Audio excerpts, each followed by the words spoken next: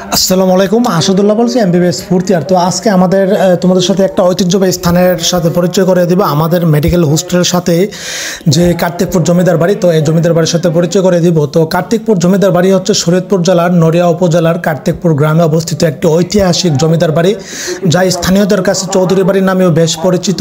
আনুমানিক প্রায় 200 বছর পূর্বে এই জমিদারির সূচনা হয় বলে ধারণা করা হয়। বর্তমানে জমিদার বাড়িটিকে সুন্দর ও কারুকার্যময় একটি দ্বিতল বিশিষ্ট পরিত্যক্ত ভবন রয়েছে। এছাড়াও পাশে রয়েছে একটি শান বাঁধানো পুকুর এবং কার্তিকপুরের জমিদার বাড়ির মসজিদ। তো কার্তিকপুর উচ্চ বিদ্যালয় স্থাপন করা হয়েছে জমিদার বাড়ির ঘাটাইয়ের পিছনে। জমিদার বাড়ি মূল সড়ক থেকে জমিদার বাড়ির মূল ফটকের দূরত্ব হবে 80 মিটার, কিন্তু সেখানে যাওয়ার মতো সুন্দর রাস্তা এখন আর নেই। উচ্চ বিদ্যালয়ের মাঠ টপকে যেতে হয়। এখানে সরকারি প্রাথমিক বিদ্যালয়টি 1899 সালে প্রতিষ্ঠিত হয়। কার্তিকপুর জমিদার বাড়ির মূল ফটকটি আজও কালের সাক্ষী হয়ে দাঁড়িয়ে আছে, তবে কোনো লেখা এখন আর বোঝার উপায় নেই। এরপর প্রাসাদ পর্যন্ত যেতে সড়কের দুপাশে 8 থেকে 10 ফিটের উঁচু বেশ কিছু কারুকাজ করা মিনার এর দেখা মিলবে, আর বেশিরভাগই এখন ধ্বংসপ্রায়। 400 বছর পুরনো দ্বিতল বিশিষ্ট বাড়িটি দেখে যে কারো প্রাণ জুড়াবে। অসম্ভব সুন্দর কারুকাজ করা বাড়ির নকশা যেন আধুনিক বাড়িগুলোর বৈচিত্র্যকেও ছাড়িয়ে যায়। বাড়ির ছাদে ওঠা নিষেধ, তবে প্রাসাদের ডান দিকে একটি খালি ভিটে আছে, পাকা করা আছে। ভিটেটি দেখলে বোঝা যায় এখানে কিছু একটা করার পরিকল্পনা ছিল, সম্ভবত করা হয়নি। আর প্রাসাদের পেছনের অংশ দেখা গেল। ছাদের অতিরিক্ত সিলিংয়ের ঝুলছে অসংখ্য কবুতরের বাসা, কবুতরের গান বাজছে, খুরকুটু ছড়িয়ে আছে মাটিতে। ভবনটি ধসে পড়ার আশঙ্কায় লোহার পাত দিয়ে সাপোর্ট দেওয়া হয়েছে। কার্তিকপুর জমিদার বাড়ির ইতিহাস। কার্তিকপুরের ইতিহাস থেকে জানা যায়, মুঘলদের বিরুদ্ধে বিপ্লবী কেদার রায়ের চতুর্থ ও শেষ যুদ্ধের 9ম দিবসে কেদার রায় আহত অবস্থায় মুঘলদের কাছে বন্দী হন। পরবর্তীতে মৃত্যুবরণ করেন। বিক্রমপুরের স্বাধীনতা অক্ষুণ্ণ রাখতে কেদার রায়ের স্ত্রী মহারানীর নেতৃত্বে যুদ্ধ অব্যাহত রাখেন রঘুনন্দন রায়, শেখ কালু, কালিদাস ডালির বাহিনী। একসময় মানসিংহ মুঘল আনুগত্যের শর্ত দিয়ে চুক্তিপত্রের প্রস্তাব দিলে মহারানী তা গ্রহণ করে নেন। যতদিন কেদার মহিষী বেঁচে ছিলেন তিনি সমগ্র বিক্রমপুরের জমিদারি দেখভাল করতেন। তার মৃত্যুর পরে কেদার বাহিনীর সেনাপতির মাঝে বিক্রমপুর অঞ্চল ভাগ করে দেওয়া হয়। বিক্রমপুরের জমিদারি দেওয়া হয় রঘুনন্দন রায় চৌধুরীকে, কমল রস ও শেখ কালুকে দেওয়া হয় কার্তিকপুরের জমিদারি। দেওবুক ও মূলপাড়ার জমিদারি দেওয়া হয় কালিদাস ডালি ও রামরাজা সর্দারকে, এবং পরবর্তীতে ইদিলপুরের জমিদারি দেওয়া হয় রঘুনন্দন গুহ চৌধুরীকে। মুঘলদের অন্যতম সেনাপতি ফতেহ মোহাম্মদ নামে এক বীর সেনানী কেদার রায়ের প্রধান সেনাপতি শেখ কালুর একমাত্র কন্যাকে বিয়ে করে কার্তিকপুরেই থেকে যান। আর ফতেহ মোহাম্মদের পরবর্তী বংশধররাই হচ্ছেন কার্তিকপুরের জমিদার পরিবার। এই জমিদার পরিবারের সাথে পরবর্তীতে আত্মীয়তা সম্পর্ক হয় বোয়ালমারী উপজেলার জাহাপুরের হজরত শাহ বন্দে আলী রহমতুল্লাহ আলাই, ঢাকার নবাব খাজা আহসানুল্লাহ ও নবাব খাজা সলিমুল্লাহ, করটিয়ার জমিদার ওয়াজেদ আলী খান পন্নী, এবং বগুড়ার নবাব আলতাব আলী ও ফরাজি আন্দোলনের নেতা হাজী শরীয়তুল্লাহ পরবর্তী বংশধরদের সাথে। এই সূত্রে দানবীর নবাব স্যার সলিমুল্লাহ আমাদের শরীয়তপুরের মেয়ের জামাই, যার সবচেয়ে বড় সহায়ক ছিল ঢাকা বিশ্ববিদ্যালয়ের ভূমিদান। কার্তিকপুর নামকরণের ইতিহাস জানা যায়, এই অঞ্চলটির প্রাচীন নাম ছিল বাটিতা। বাটি এলাকা হতে বাটিতা নামের উৎপত্তি। 5ম শতক পর্যন্ত এই এলাকার নাম ছিল বাটিতা। পরবর্তীতে লক্ষণ সেনের পৌত্র কার্তিক সেনের নাম অনুসারে এটি কার্তিকপুর নামে নামায়িত হয়। ইখতিয়ার উদ্দিন বখতিয়ার খিলজির বঙ্গ বিজয়ের পর কার্তিক সেন এখানে আশ্রয় নিয়েছিলেন। প্রভাব আছে রাম ও ভদ্র নামে কার্তিক সেনের 2 ছেলে ছিল। তাদের নাম অনুসারে এলাকাটির গুরুত্বপূর্ণ অংশের নাম রামভদ্রপুর রাখা হয়, যা বর্তমানে রামভদ্রপুর ইউনিয়ন হিসেবে বেদরগঞ্জ উপজেলার আওতাধীন রয়েছে। আর কার্তিকপুর গ্রামের কিয়দংশ এই চৌধুরী বাড়ি রয়েছে ডিঙ্গামানিক ইউনিয়নের আওতায় নড়িয়া উপজেলার। শ্রীগুন্দ্রনাথ গুপ্ত বিক্রমপুরের ইতিহাস বইতে উল্লেখ করেছেন 16শ শতকে বিপ্লবী কেদার রায়ের গুরু যুগাশ্রী ভট্টাচার্যের পুত্র রামভদ্রের নাম অনুসারে একটি অঞ্চলের নাম রামভদ্রপুর নামায়িত হয়। এটি সেই অঞ্চল হয়েও থাকতে পারে। কার্তিকপুর জমিদার বাড়ি যাওয়ার উপায়, কার্তিকপুর জমিদার বাড়ি যেতে চাইলে আপনাকে প্রথমে শরীয়তপুর সদরে পৌঁছাতে হবে। শরীয়তপুর সদর থেকে বাসে করে বেদরগঞ্জ বাজারে পর্যন্ত পৌঁছে অটোরিকশা নিতে হবে। ঢাকা থেকে যাওয়া মাওয়া মাঝিরঘাট হয়ে কার্তিকপুর জমিদার বাড়ি যাওয়া খুবই সহজ। তবে লঞ্চে মাঝিরঘাট নেমে নড়িয়া বেদরগঞ্জের বাসে উঠলে বসলেই হলো। কার্তিকপুর জমিদার বাড়ির পাশ দিয়ে বাস যায়, তাই আপনাকে জায়গা মতো নামিয়ে দেবে। আর যারা সদরঘাট থেকে লঞ্চে যেতে চান তারা সকালবেলা উঠে যাবেন সুরেশ্বরগামী লঞ্চে। দুপুর 1টার দিকে লঞ্চ পৌঁছে যাবে সুরেশ্বরঘাট।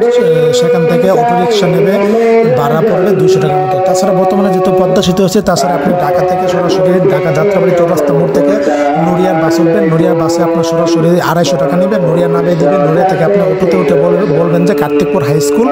তো এখানে বললে ওইখান থেকে 60 টাকা ভাড়া নেবে, আপনাকে সরাসরি কার্তিকপুর হাই স্কুল নামা দিলে আপনি জমিদার বাড়ি পৌঁছে যাবেন। তো এই ছিল, সবাই ভালো থাকবেন, সুস্থ থাকবেন। আসসালামু আলাইকুম ওয়া রাহমাতুল্লাহি ওয়া বারাকাতুহু।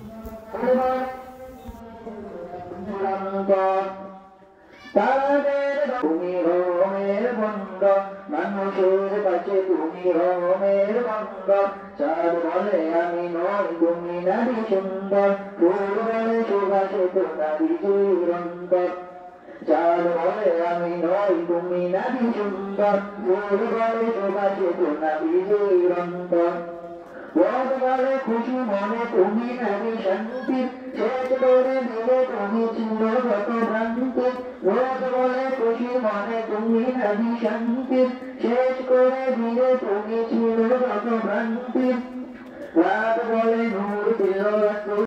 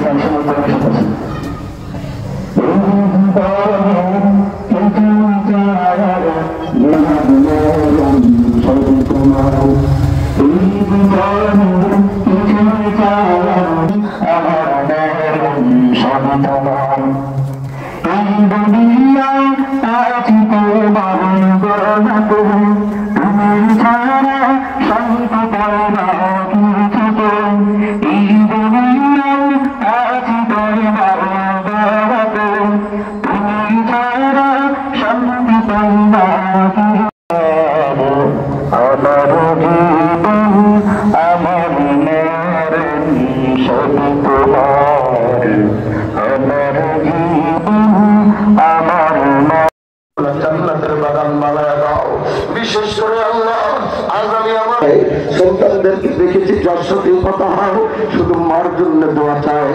আজ 3টা সন্তান একসাথে আমার ভাইরা মায়ের জন্য হাত উঠেছে। তাদের সাথে এলাকার আরো মুরব্বীরা, মাদ্রাসার ওই তালিবুল ইলমেরা, উলামায়ে কেরামরা, পর্দার আড়ালের নেককার মা বোনরা হাত উঠেছে। এই মজমা হয়তো এই 1 বছরে কোথাও তারা পায় নাই। আজ তাদের মায়ের জন্য হাজার হাজার হাত আল্লাহ তোমার আরশের দিকে উঠে আছে রে মালিক। ওরে আল্লাহ, শুরু থেকে গোলার মাঠে তাফসীরুল কোরআন মাহফিলের আয়োজন করা হয়েছে।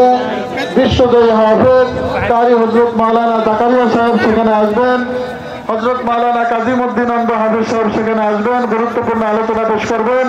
এজন্য আমি আপনাদের সকলকে সেই মাহফিলে দাওয়াত দিতেছি আজকে।